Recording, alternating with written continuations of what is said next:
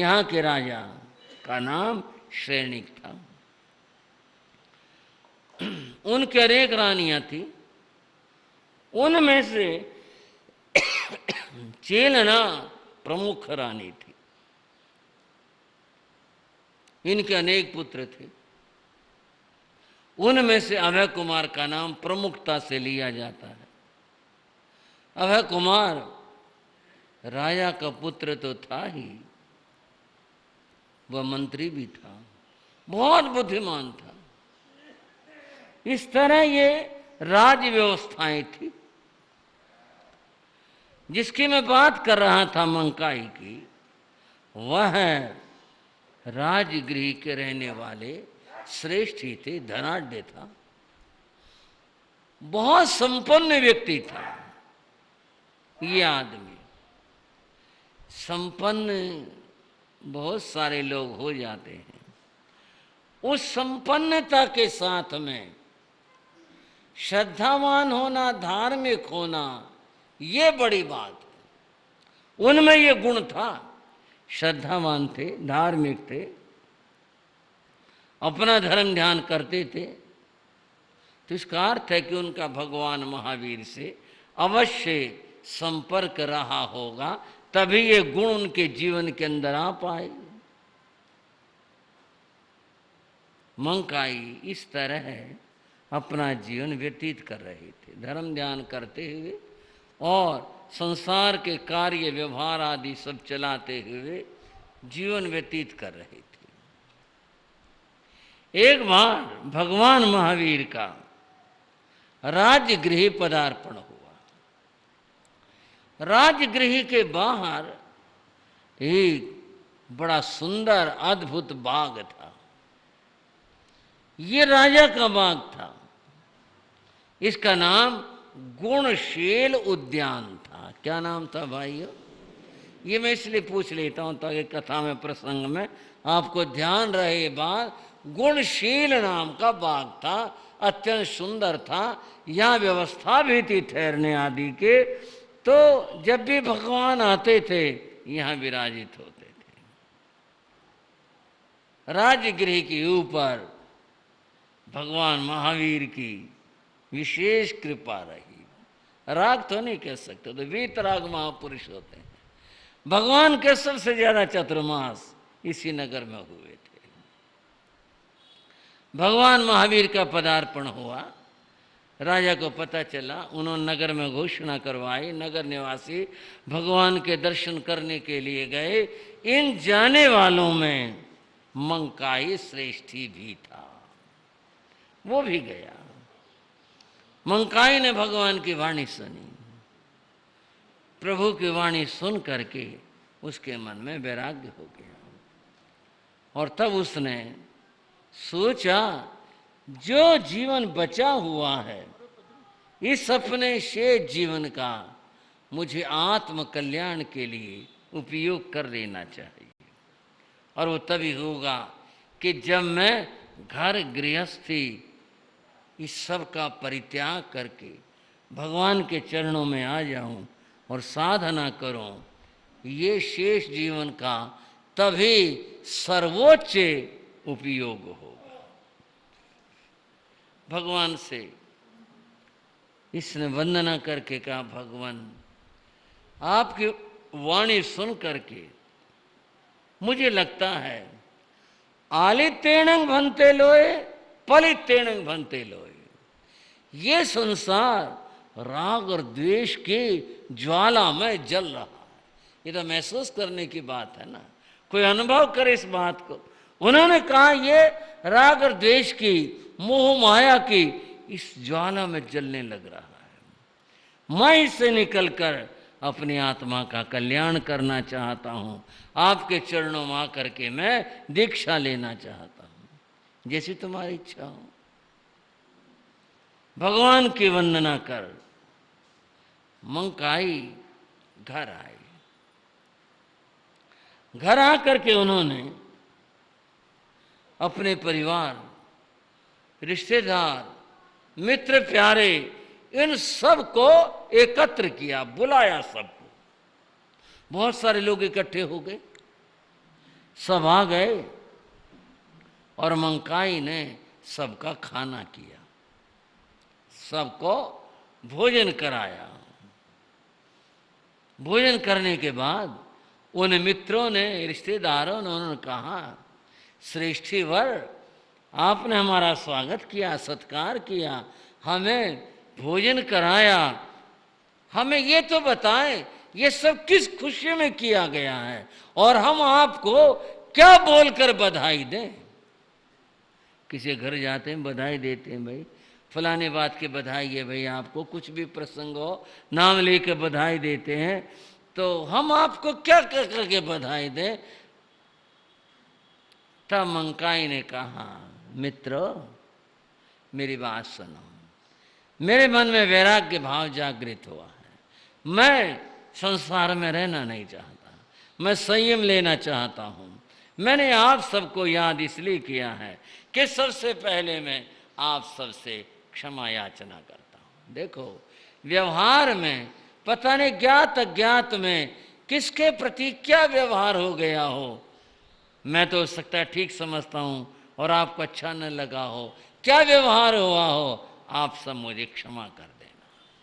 जो मुझे से कोई भी किसी प्रकार की त्रुटि हुई हो उसको आप क्षमा कर दें। सबने हाथ जोड़े, सृष्टिवर आप तो बहुत महान हो, सज्जन हो, आपसे तो मिलकर आनंद होता है। नहीं भाई मैं क्षमा मांगता हूं। दूसरी बात उसने कही, आज मैं अपने ज्येष्ठ पुत्र को, जो बड़ा बेटा है, उसको सारा कार्यभार सौंपता हूं।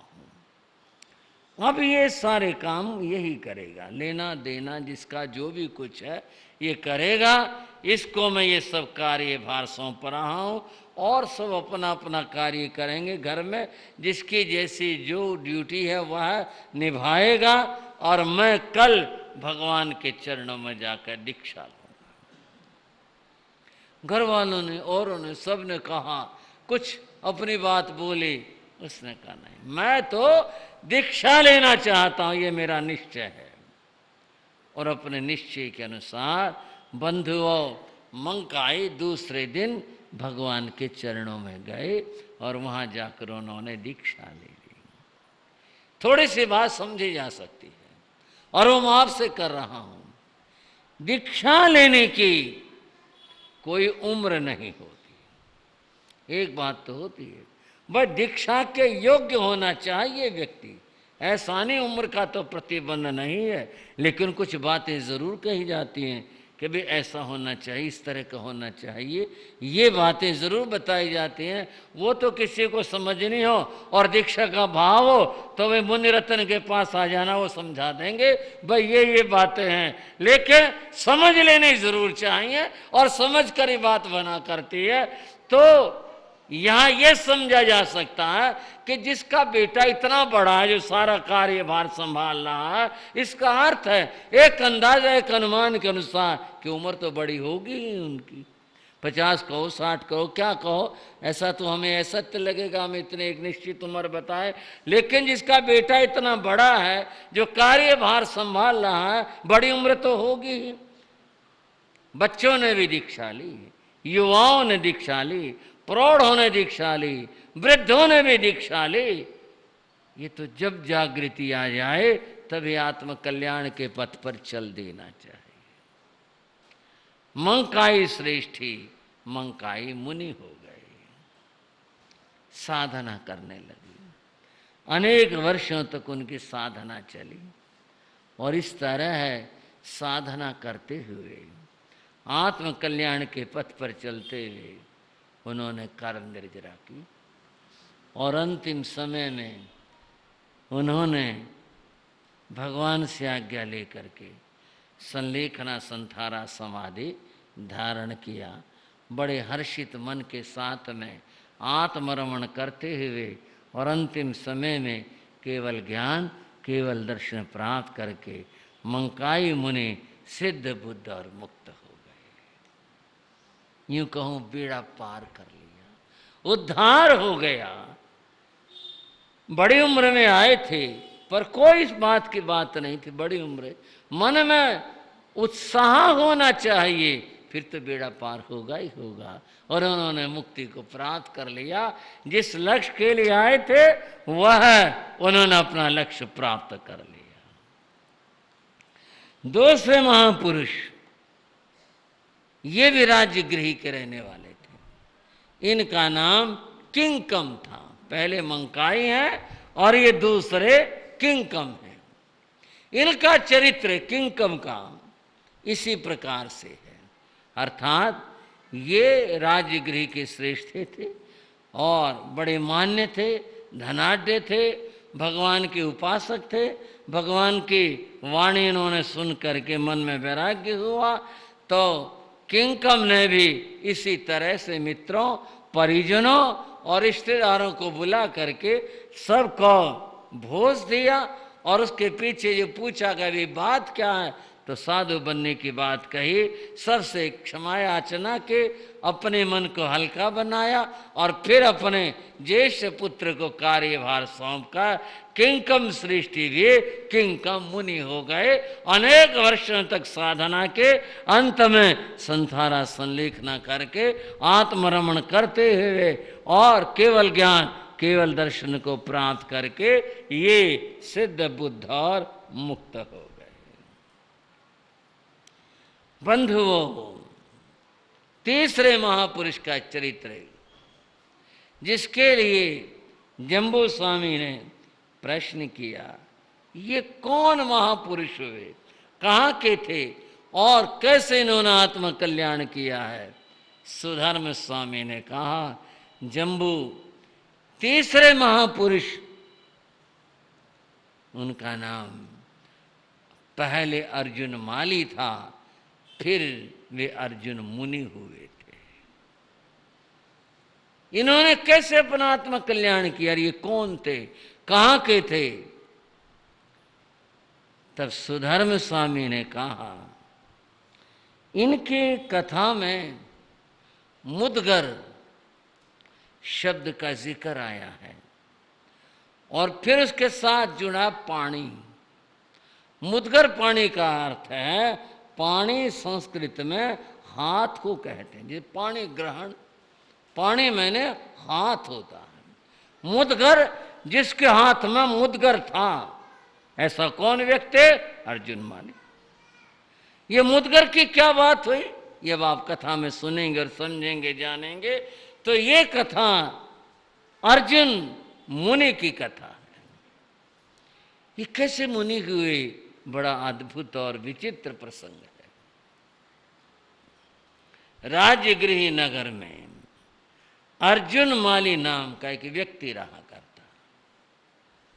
नगर है, अनेक सब लोग रहते हैं, सभी कौम, सभी जातियों, सभी तरह का काम करने वाले लोग होते हैं। यहाँ अर्जुन माली नाम का एक व्यक्ति रहा करता। ये माली था। ये माली शब्द पर मैंने इसलिए दोहराया ताकि हम बात को समझ लें। इसका जो काम था, क्योंकि इस वर्ग के लोगों के काम यही फूलों के पौधों के यही काम होते हैं, इसका काम फूलों का था। इसका बहुत विशाल फूलों का बागीचा था, बहुत बड़ा था, जहां हर ऋतु में फूल उपलब्ध होते थे, ऐसा था। कह सकते हैं इसका फूलों का बहुत बड़ा काम था। इसके परिवार की जहां तक बात है, अर्जुन माली की, इसकी धर्म पत्नी थी, उसका नाम बंधुमती था। परिचय के लिए बताया गया, वह अत्यंत सुंदरी स्त्री थी। बस इतना ही जिक्र है। ये उनका यही परिवार था और अपना जीवन ये अपना काम करते हुए, फूलों का विक्रय करते हुए अपने जीवन को संसार की भाषा में कहें आराम के साथ में जी रहे थे, ऐसा था। अर्जुन सुबह ही निकल जाता और ये अपने बागीचे में से फूल तोड़ कर लाता। फिर जैसे फूल वालों को, बड़ा आसान सी बात है, जैसे फूल वालों के काम होते हैं कि जहाँ भी जिसका जो स्थान है, जिसको हम कहते हैं भाई अपने लगा लिए फूल और वहाँ बैठ गए, तो जिनको फूलों की ज़रूरत है, चाहे वो पूजा के लिए चाहिए, चाहे घर के लिए चाहिए, जैसे भी हैं, लोग ले जाते हैं, खरीदते हैं। यही इसका भी काम था। यह इस तरह फूलों का ढेर लगाता था और अपने फूल बेचा करता। एक दिन घोषणा हुई, राजा की ओर से घोषणा हुई। और क्या घोषणा हुई कि कल उत्सव है। उस जमाने में अपनी तरह के उत्सव होते थे, त्योहार होते थे, कुछ राज्य किए होते थे। वो जो उत्सव था वो कुछ राज्य किए था। घोषणा हुई कल उत्सव है। अब जब उत्सव है तो जिस दिन कोई मेला हो, उत्सव हो, तो सारे ही लोग उम्मीद करते हैं भाई कल तो बहुत ग्राहक आएंगे, कल तो बहुत काम होगा। अपना अपना सामान जुटा कर रखते हैं क्योंकि उत्सव है, बहुत लोग आएंगे कल। अर्जुन ने भी यही सोचा, कल उत्सव है। उसने घोषणा को सुना तो कल तो बहुत फूल बिकेंगे, कल तो ज्यादा फूलों की जरूरत पड़ेगी। घोषणा सुनकर वह घर आया। आखिर उसने अपनी पत्नी बंधुमती से कहा, आज घोषणा हुई है, कल उत्सव है, कल बहुत फूलों की जरूरत पड़ेगी, कल बहुत बिक्री होगी। मेरा ख्याल है कल तुम मेरे साथ चलना और फूलों को चुनने में मेरी मदद करना, ताकि बहुत सारे फूल इकट्ठे कर लें और फिर वहां पर ले आए। कल तुम मेरे साथ चलना।